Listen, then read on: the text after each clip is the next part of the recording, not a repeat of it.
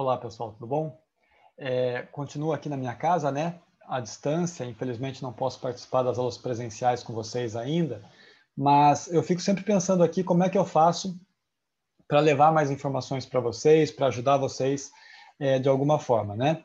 Nós passamos para vocês essa semana uma dissertação para vocês fazerem, né? Uma redação, um tema específico para cada terceiro ano. E aí, curiosamente, com a minha filha aqui, ela está fazendo alguns cursos online e tal, e a gente descobriu uma aula bem legal sobre dissertação, e eu pensei imediatamente em vocês e falei, vou levar para eles algumas das informações, né? Quero até dar o crédito aqui, chama a professora Aletheia Braga, do portal Sala do Saber, da onde eu tirei essas informações que eu vou passar para vocês agora, tá certo? Uma dissertação, galera, por que a gente pediu nesse formato para vocês? Primeiro, porque vocês são do terceiro ano e logo, logo vão estar aí fazendo o Enem, certo? No Enem, as redações são feitas sempre nesse formato, né?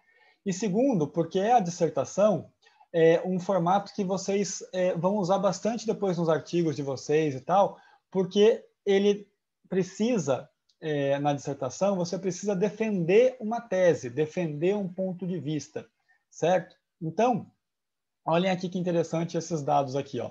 A dissertação, ela precisa, então, pode ter um tema específico, né? Que é o que a gente definiu para vocês, certo? E esse tema específico, ele tem a ver com uma tese que vocês vão ter que elaborar, né? Vai ter que usar argumentos, estratégias para convencer o leitor de vocês, certo? E ele fala sobre um assunto geral, mas pode ter um tema específico.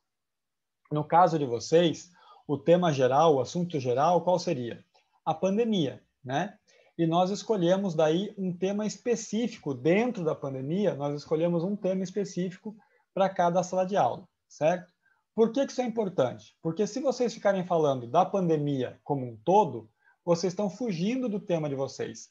Vocês podem até estar falando no assunto geral, mas vocês não estão falando do tema específico que foi proposto para vocês. Então, isso é muito importante, né? Vocês depois vão olhar, vai ter um slide aqui que vai mostrar para vocês de novo qual é o tema de cada sala, e vocês não podem fugir muito daquele assunto que foi proposto para vocês, certo? Vocês vão ter que elaborar uma tese. O que é uma tese? A tese é a opinião da gente, né? Mas você pode ver ali que essa opinião da gente está entre aspas. Por quê? Porque eu não posso, numa dissertação, numa reunião, numa coisa acadêmica, eu não posso usar a minha opinião do mesmo jeito que eu uso no boteco da esquina, certo? A minha opinião, ela precisa ser embasada por argumentos, por estratégias que vão convencer o meu leitor daquela minha ideia. Então, eu não posso simplesmente defender uma coisa qualquer, por exemplo, as máscaras fazem mal à saúde. Por quê? Porque eu acho que fazem. Eu não posso simplesmente dizer um negócio desse, certo? Eu preciso apresentar estudos, eu preciso apresentar fatos, pesquisas, dados que comprovem aquilo que eu estou dizendo, tá certo? Esse exemplo que eu dei até é bobo, né? Porque se as máscaras fizessem mal à saúde, os médicos não usavam máscaras em centros cirúrgicos, enfim, em lugares onde eles precisam estar se protegendo, né?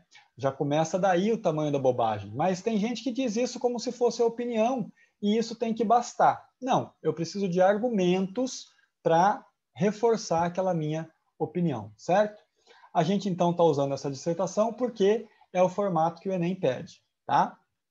E aí, como é que eu vou organizar a minha redação, então? Como é que eu posso organizar a minha redação? A dissertação, para fazer essa dissertação que nós pedimos e para fazer a dissertação na prova do Enem, vocês podem usar essa estruturazinha aqui, olha que fácil, né? Ela é composta por uma introdução, tá? Que vai iniciar o assunto, vai apresentar o assunto, certo? Um parágrafo para isso, tá? Aí vai ter o desenvolvimento, que é o corpo do texto, ou seja, é ali que eu vou apresentar os meus argumentos para defender a ideia que eu estou apresentando na introdução, certo? Esse desenvolvimento ele pode ter 2 ou 3 parágrafos. O que vai definir os parágrafos são os argumentos. Eu já vou mostrar para vocês os tipos de argumentos que vocês podem usar, né?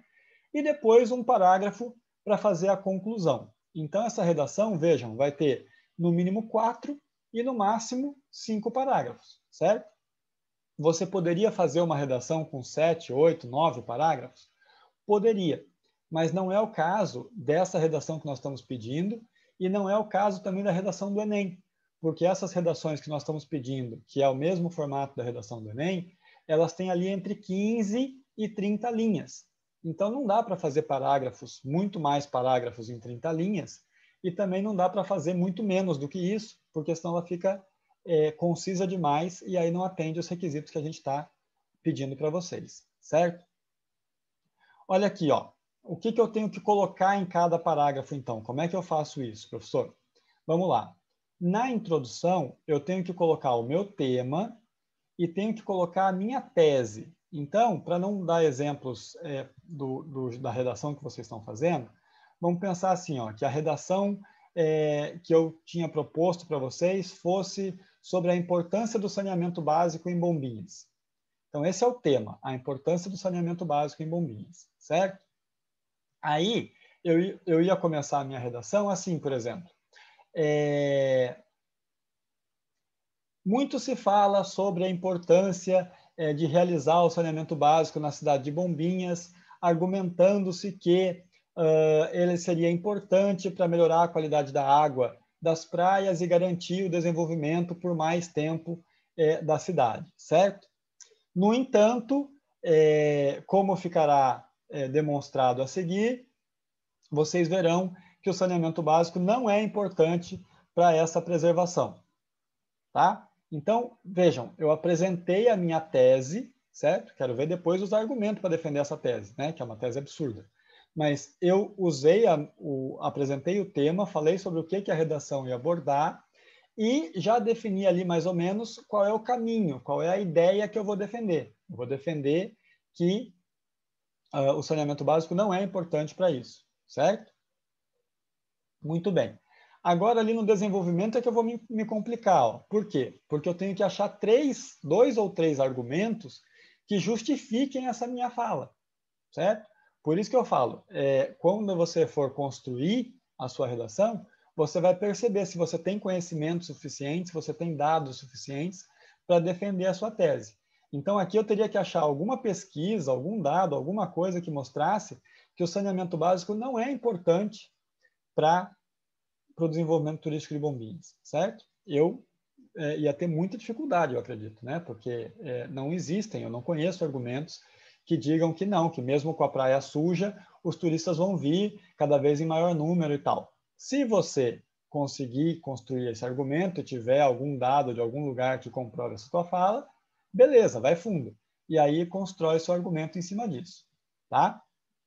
Lá no final, você vai fazer um fechamento, então, da ideia principal. Vai mostrar por que, olha lá, ó, de novo, vai trazer a tua tese lá do começo, você vai fechar lá no fim, mostrando por que o saneamento básico, então, não é importante, não é necessário, não é urgente para ser feito em Bombinhas. Deu para entender? Mas, afinal, professor, o que é que eu posso usar como argumento? Né? Quais são esses argumentos que eu posso usar? E eu tenho que usar cada argumento em um parágrafo?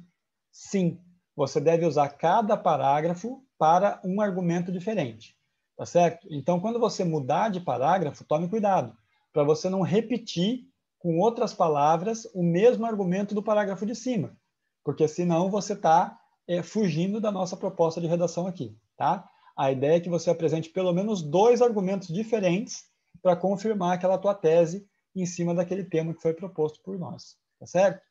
Olha aqui, ó, os tipos de argumentos que vocês podem usar para defender as teses de vocês. Dados estatísticos, então você vai falar, segundo 35% da população, de acordo com a pesquisa feita pela prefeitura, ou de acordo com a pesquisa feita pelo Datafolha, ou de acordo com a pesquisa feita, e aí vai mostrar lá qual é o instituto de pesquisa que você está usando, né? Tantos por cento da população acreditam que é assim, assim, assim, assim, assado. Isso mostra que a população acredita piamente naquilo que é falado por essa pessoa por causa disso, disso, disso, disso, disso, certo? Pronto, um argumento, certo? Outra coisa, outro caminho que você pode optar, fatos históricos. Pode pegar exemplos de outras cidades, de outros países, de outros lugares e mostrar como é que aconteceu nesses outros lugares e como é que a gente pode fazer para copiar isso para o nosso caso, certo? Exemplificações, de novo, pega lá uns exemplos que você conheça, uns lugares que você conheça que estejam acontecendo e usa, tá? Causa e consequência. Então, você apresenta que se você investir no saneamento básico, existem pesquisas que mostram que você investindo R$1 em saneamento básico, você economiza 4 em saúde. Então, olha lá, com uma causa, você tem as consequências, certo? E aí você vai usando isso de argumentação para reforçar o teu argumento. E as citações, né? De acordo com o fulano de tal, de acordo com o professor Mário Bene, de acordo com a professora Doris Rushman, de acordo com o professor Geraldo Castelli, de acordo com fulano, de acordo com ciclano, segundo o presidente da Embratur, segundo o presidente da Santur, de acordo com a entrevista feita com a presidente do Convention Bureau, enfim, aí você usa as informações das pessoas e traz esses dados para dentro do teu texto, certo? Então, você vai fazer uma introdução, apresentar a ideia, vai trazer 2 argumentos desse tipo aqui, certo? Vai escolher 2 deles, vocês vejam que eu dei aqui 5 tipos. Você pode escolher 2 ou 3, se você tiver bastante informação sobre. Cada parágrafo você vai fazer um argumento desses explicando o porquê, e lá no final você faz o fechamento. Viu como é simples? Viu como é fácil? E esse texto tem que ter no mínimo 15, no máximo 30 linhas, certo? Na redação que a gente pediu, se passar um pouquinho, tiver 32, 35, não tem problema. Mas a gente pede para vocês procurarem ficar dentro desse tamanho, porque também não adianta vocês falarem 4 páginas para a gente sobre o assunto que a gente estava propondo, tá? Aqui eu trouxe para vocês, então, os temas, para quem tenha esquecido ou para quem quiser reforçar, certo? O terceiro vai falar das estratégias para a retomada do turismo no município de Bombinhas. Então, percebam, aqui você tem de falar no município de Bombinhas, não adianta você trazer dados do turismo nacional, a não ser que seja para comparar, certo? Porque senão você vai falar assim, já está acontecendo uma recuperação do turismo de Bombinhas. Você pode ver que, segundo essa pesquisa aqui de Maceió, fugiu do teu tema, né? Você tem que focar nos argumentos em cima de Bombinhas, certo? Ou então o que você pode falar é assim, como já retomou o turismo em outros lugares, nós esperamos que em Bombinhas aconteça da mesma forma, certo? Em Maceió, por exemplo, o turismo está assim, assim, assado. Então, a gente espera que em Bombinhas aconteça o mesmo, etc, etc, etc. Tem que lembrar de trazer o foco para a tua área, tá? Para o terceiro 2, os efeitos da pandemia no turismo de Santa Catarina, então não é mais de Bombinhas, é de Santa Catarina, certo? E para o terceiro 3, você está de férias, mas o coronavírus não. Ações para a retomada do turismo na região da Costa Verde Mar, tá? Esses são os temas das redações de vocês, então, certo? Relembrando, galera, estamos à disposição, eu e o professor Luiz, certo? Precisando da gente, é só chamar, beleza?